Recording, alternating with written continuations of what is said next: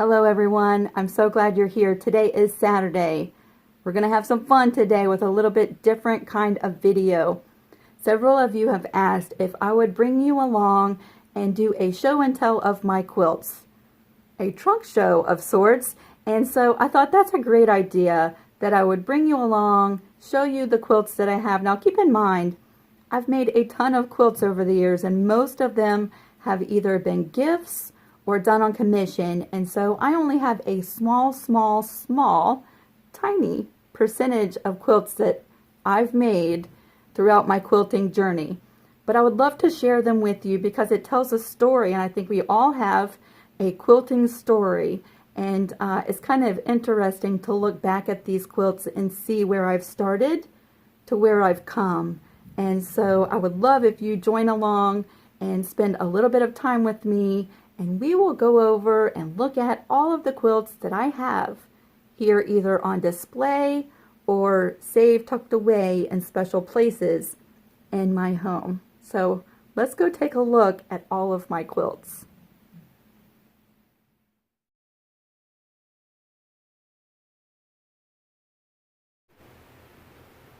We're going to start today's show and tell with some of my earlier, very first quilts. The first few quilts I'm going to show you were all made with my great aunt Avis's fabric stash. I was very blessed to be able to inherit a large amount of fabric from her and some quilting books and some quilting rulers, and that is what got me into quilting. So the first few quilts that I show you, keep that in mind, all of these fabrics were hers, and that makes them extra special. So this quilt has a sister, and when we go upstairs I will show you that one. It's actually on display in my studio, but I made several of these as some of my very first quilts that I gave away at Christmas time. This one here is my mom's, and upstairs I have the one that belonged to my Nana, so we'll show you that one when we go upstairs. This is a Victorian crazy quilt, and I had a lot of fun. This was a total new learning experience for me. This quilt is not quilted. It is, the 3 layers are held in place by these 4 buttons you see up in the corner. So it's not quilted, but it does have some pretty laces and embellishments. It does not even have a binding.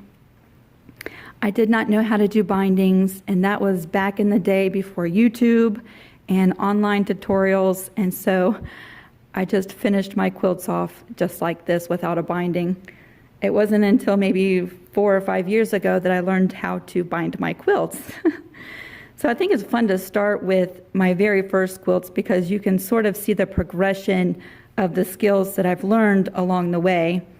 I've always loved Victorian themed decorations and ephemera and books and pictures, and so of course this would be one of my very first quilts. We'll see the sister of this quilt when we go upstairs. This is a smaller quilt. I don't quite know the measurements off the top of my head, but it's great to hang up on a wall or to drape over the back of a chair.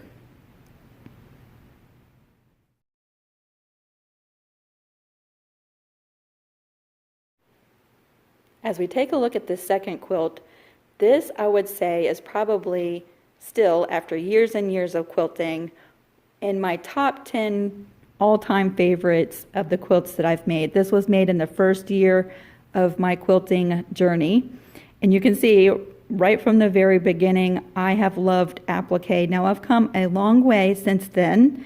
All of the houses and windows and trees and the stars and the moon, those were all done with permanent heat and bond, and so I did not have to stitch down all of those pieces. And I will say, to give Heat and Bond some credit, that none of my pieces have lifted, and this quilt was on display. Let's see, I made this back in 2000, and it was hanging on a wall ever since. So I will have to give Heat and Bond a lot of credit for their permanent fusible products because they have held in for the long run. I will say, if you look really close, you can see where some of the glue has expanded beyond the applique parts, but and overall 100% this quilt has stood the test of time, especially with none of the applique being stitched down. Now, what I did with this quilt, and I made several this year and gave them to my family for Christmas. This is my mom's quilt, and I had the exact same quilt that I made for my Nana. Now that quilt is with my oldest son. So this, we're actually looking at my mom's that she has here at the house. And each one of the houses is labeled after a family member and their favorite interest. And so at the time, like my Nana's house says Phyllis's music boxes, and my Katie's house says Katie's workshop. And so I think that really makes this quilt really special because it's so customized to each one of our family members. If you look up at the top left-hand corner, the purple house, that's my house, and it says Lisa's Crafts. So that's really fun. I really learned a lot in this quilt. It's one of my first quilts that I actually did some quilting in, but again, there's no binding, and the quilting is very minimal in this quilt.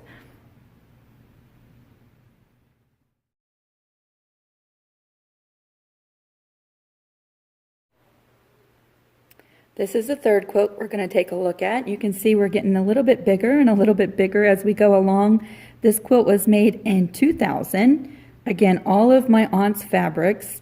And what I really loved about coming across these fabric panels that I used in this quilt from her stash is that it tends to add a lot of design with very minimal work.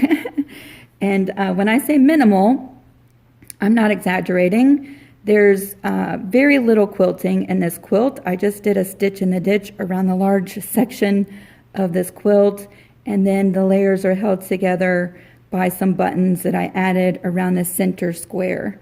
And so I think this quilt has held up very well for the amount of quilting that I did. Again, there's no binding on this quilt. But I think it's fabulous, and we've enjoyed this quilt for many, many, many years.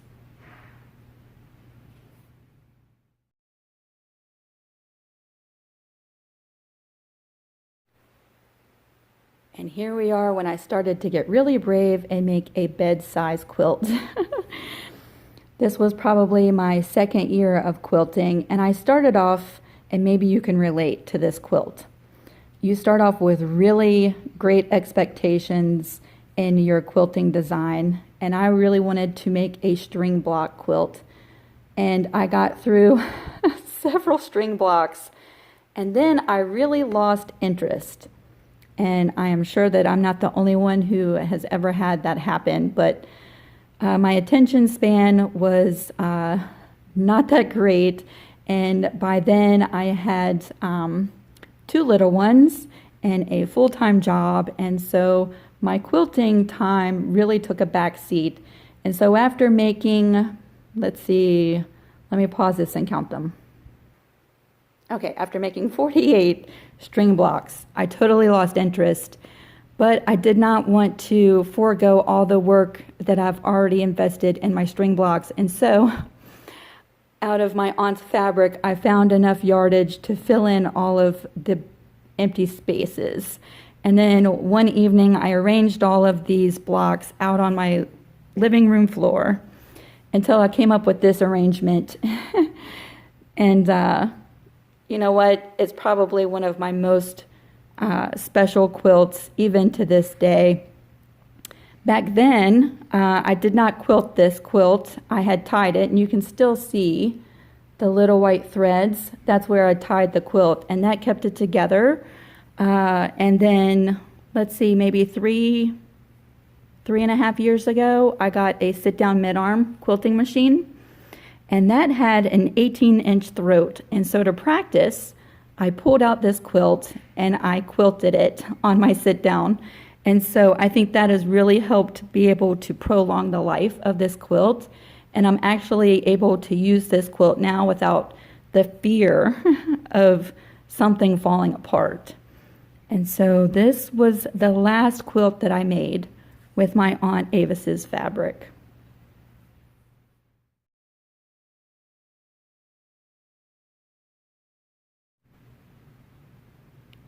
This quilt here will always be really, really special to me.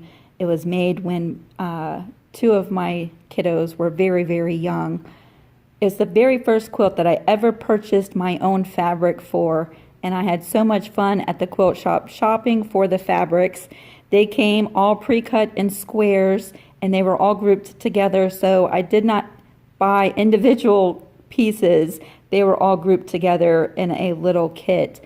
But I kept the layout very simple and designed this quilt. It's really no pattern for this, but it was just very simple blocks and a border. And for the quilting on this, at the time, I did a stitch in the ditch around both sides of the black border, and that was it. Again, no binding. And this quilt has seen lots and lots of use. My kids used this quilt for years, and so it's showing some wear. Up in the top, you might not be able to see that. There's a hole. But it still has not stopped me from loving this quilt, and it's just displayed in my studio now. A couple years ago when I got my mid-arm, I did bring the quilt down and I experimented in the learning process of free motion quilting. So it is quilted for the most part now, but in the very beginning, I kept everything really simple and very minimal. But this will always have a very special place in my studio.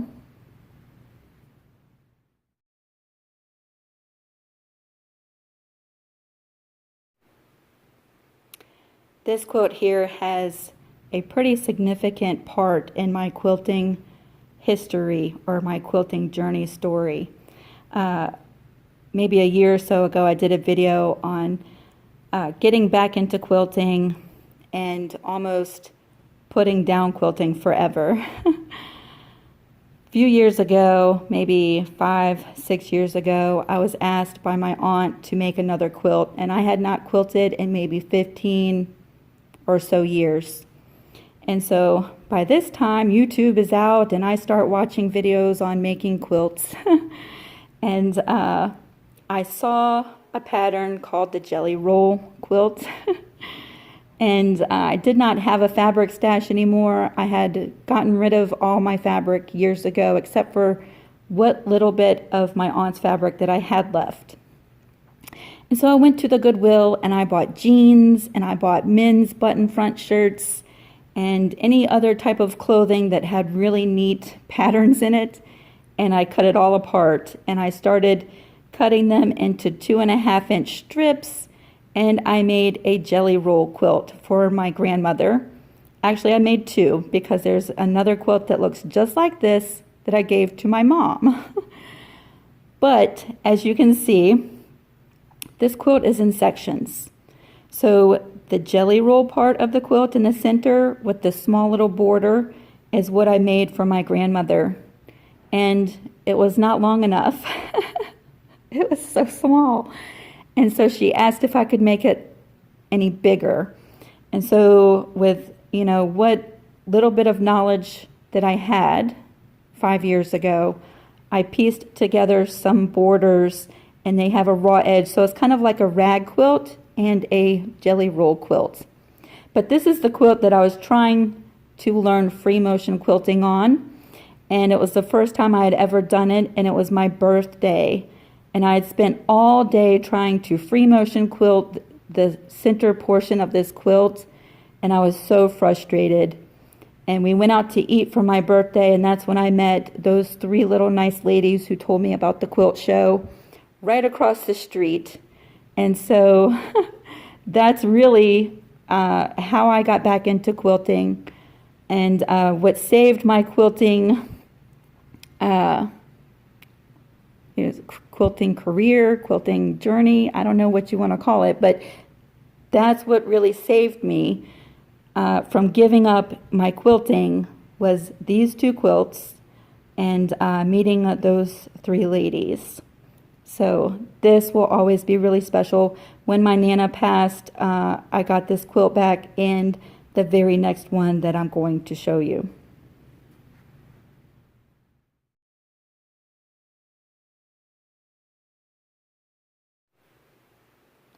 This quilt here I gifted to my grandmother the very last Christmas that she was here with us. I made this special for my Nana. She loved polka dots and everything that was red, white, and blue. And so I found a pattern on Pinterest that I really loved, and I dissected it and figured out how to make it. And that's what you see here with this quilt. Now you can see by the time I made this quilt that I finally learned how to put a binding on a quilt. And so I'm upping my skills just a little bit more. And this quilt was free motion quilted on my sit-down mid-arm machine. And that is this quilt. Now this is the quilt since she's passed. I got this quilt back, and this is the quilt that I snuggle with in the evenings when we sit downstairs and watch TV. So it's really nice to have because it belonged to my Nana.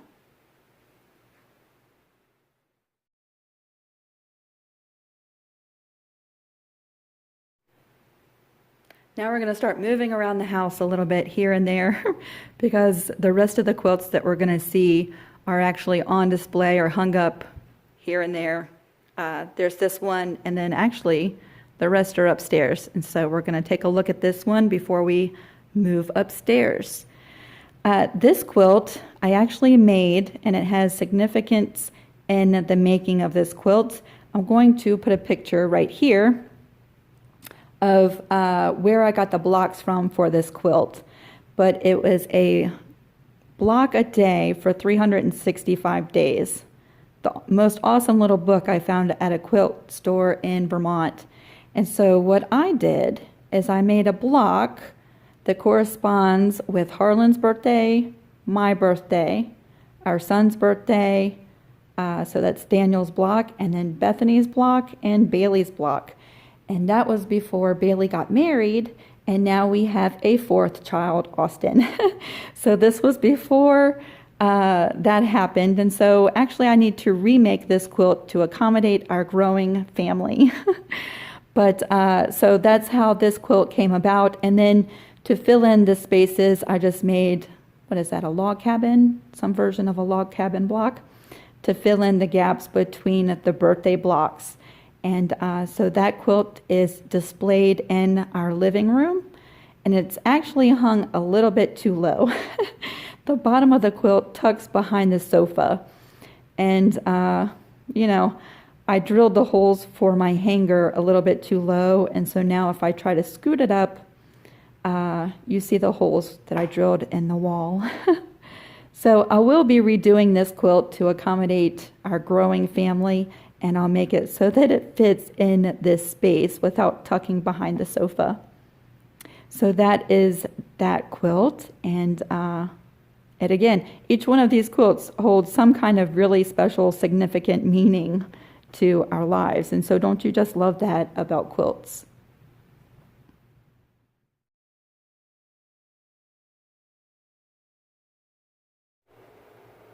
Now we're coming into my parents' bedroom, and I'm going to show you the stained glass cross quilt that I designed maybe 4 years ago or so. Actually, this quilt is quilted so beautifully. I'm going to try to find some pictures so that I can show you really up close the quilting in this quilt. And I gave this to my parents as a housewarming present when they bought their previous house. And so this was displayed in their dining room.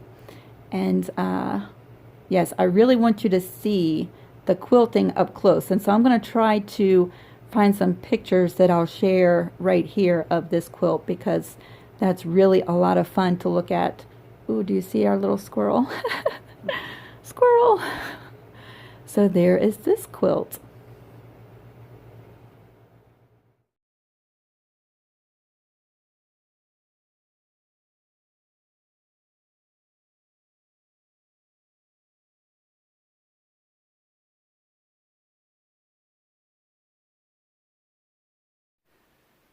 Now we are venturing up into my bedroom, and that's where I keep this quilt. and I use this quilt when we watch TV upstairs in the evenings. And some of you may actually recognize this quilt. This is a t-shirt quilt that I made using my Nana's clothing. And there's a whole teaching series on how to make a simple block style t-shirt quilt. And you can find that on my YouTube channel. And I teach you everything from cutting apart the shirts to quilting and binding your quilt. And so if you're interested in learning how to make a quilt just like this one, you can check out those videos. But it's one of the things I love about t-shirt memory quilts so much is because they're so personal. You know, these are my Nana's clothes. And so when I snuggle with this quilt, it's really like getting a hug from my Nana. I think that's what makes memory quilts so, so special.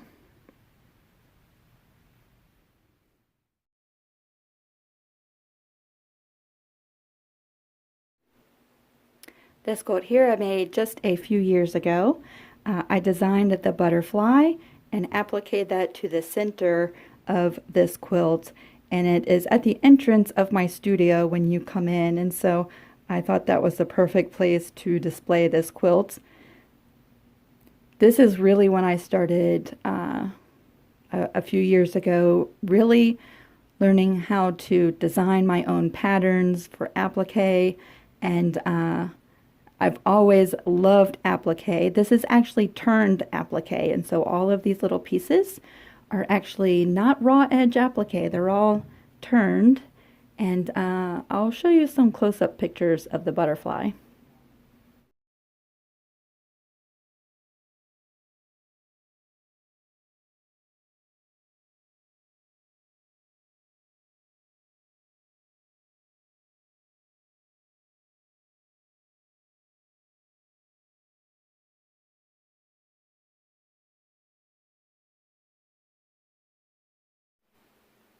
This is a really, really fun quilt that I made.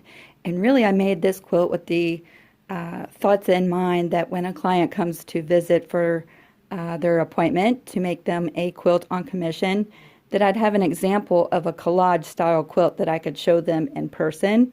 And so that's really the reason I made this quilt. But it's the perfect throw size. And so when we go to the park or we go to the beach or some kind of outing where we would need like a place to sit, we fold this quilt up and bring it in a tote. And so we have used this quilt quite a lot, not just for display purposes and for showing my clients, but we've actually used this quilt. I think it's really fun. And another reason why I love t-shirt quilts so much is because you can express someone's personality in a quilt.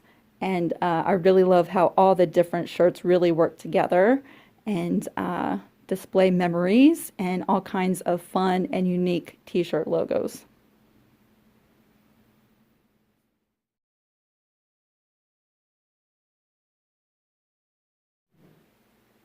Now, you might hear Harlan and my dad because they are in the garage right below my studio. Today is Saturday, and they are out there putting away tools and building stuff. I don't know what they're doing, but they are right below us, and they are busy, busy, busy bees today, so you might hear them. This quilt here is a quilt that I call Felines and Foliage. Now, it is so big that I don't have floor space to fully open this up, so during this part of the video, I'm going to share some slideshow pictures so that you can see the full view of this quilt and lots of other little details that I love about this quilt. This quilt was made in 2016, and I showed it at the Bonneville Fair in Vermont, and I won a first place ribbon for Best in Technique. And I really think that I got that ribbon because of all of the couching and quilting work that I did to this quilt. You can see on the back of the quilt, all of that texture, that's all in the quilting. But as part of the quilting, I couched and I couched and I couched yarn onto this quilt. So this design here, that is all yarn that is sewn as part of the quilting on this quilt. So I called this quilt Feline and Foliage because I made this quilt with the traditional maple leaf block because I was showing it in Vermont, the maple leaf. So you have different size maple leaf blocks all throughout this quilt.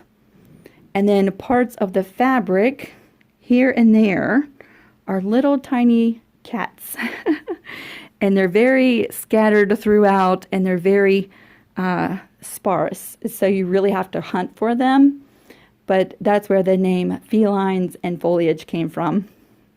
Because if you look really close, like a scavenger hunt, you'll find little tiny squares with cats on them. So this is my prize-winning quilt.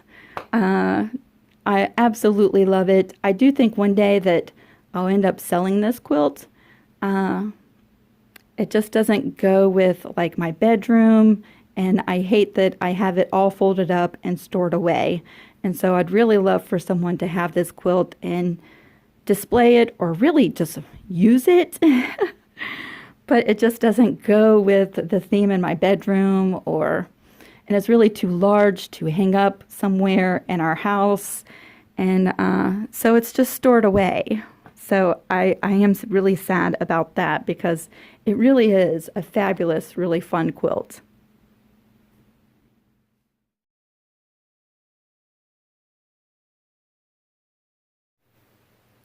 Now I think most everyone will recognize this quilt pattern, and if you've never seen this, or if you're pretty new on my channel, scroll through back to December, and you can get this quilt pattern because this was my Christmas present to everyone. We walked through all the different steps in the quilt pattern for this, and you can download the free pattern in the description box of this video. This hangs in my studio as a constant reminder to not lose faith, and it also helps me remember all of my friends that I've met through my quilting journey here on YouTube and over on Facebook. And so I love that I see this every single day when I'm working. This was a lot of fun to make, and if you'd like to see that video, scroll down. I'll put a link to that video in the description box below.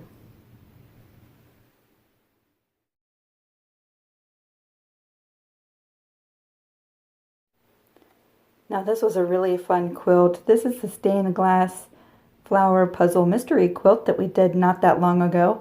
Actually, several of you have made this quilt. I've had so much fun looking at the different color variations of all of the pictures shared over on Facebook.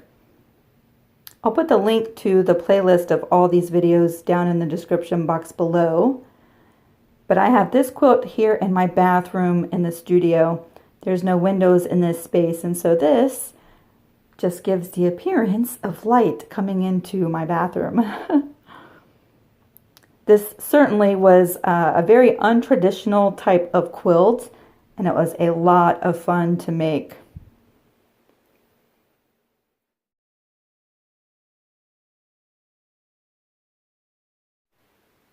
This is another quilt that you might recognize.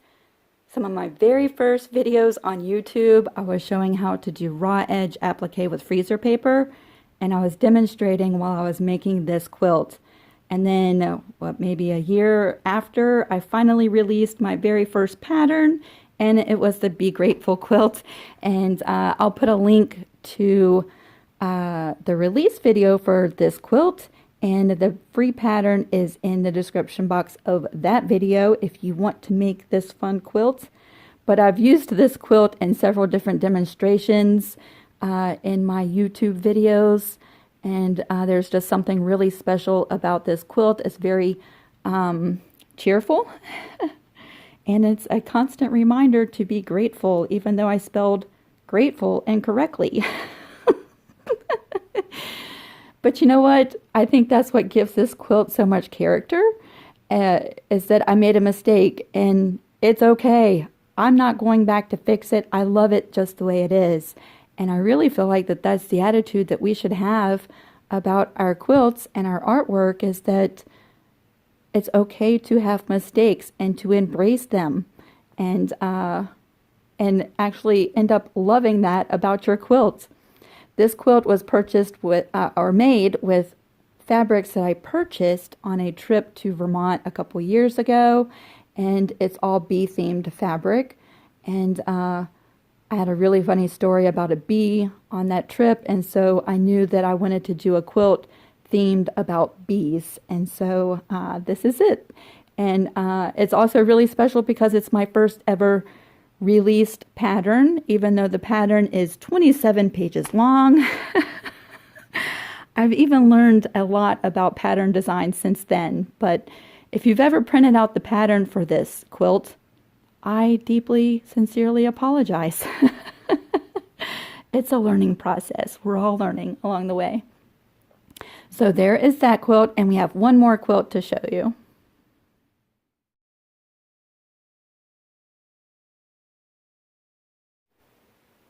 And this is the last quilt that I want to show you. This is the sister quilt to the Victorian crazy quilt that I showed at the very beginning of this video.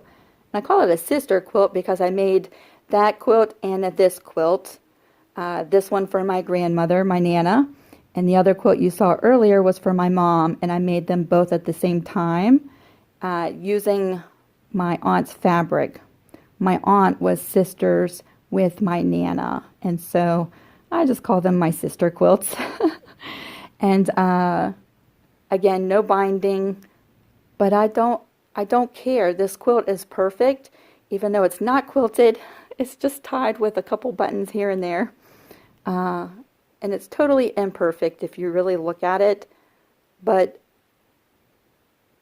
I could not take $1 million for these quilts. That's how much they mean to me. And so I have my Nana's up here in the studio, and my mom has the one that you saw earlier. And I will have them forever. They will be forever legacies that hopefully my children take when I'm not here, and they will pass on to their children and their children, and they'll have a little story behind the quilts and how they were made and where the fabrics came from. And so the tradition of quilting will be handed down for generations to come. So I'm thinking that that is all of the quilts that I have, and I'm going to apologize to any of my quilts right now that I have forgotten that are tucked away in a bin somewhere. I'm sorry. Yes, I talk to my quilts like they're people in the same room. But I'm hoping that I haven't left out any of my quilts. And you've seen in today's video what I have that I've kept, either made for myself or made for my mom or my Nana or for Harlan. All the quilts that I've made for my kids, they have those, and so I can't show them off. But these are all in this video, the quilts that I've saved that are here in our home that we enjoy. So thank you so much for watching. I encourage you to do a trunk show, a show and tell of your work. If you want to take pictures and share them with me, I would love to see a quilt show or a trunk show of your work. You can jump down to the description box below, and I'll have a link to the Creative Crew Facebook group. We'd all love to see what you have and what you're working on, and a legacy of quilts that you have kept. So feel free to share. Jump down to Facebook and join us over there and share away. Okay, I am off to enjoy the rest of my weekend. Thank you so much for watching, and we'll see you all really soon. Bye.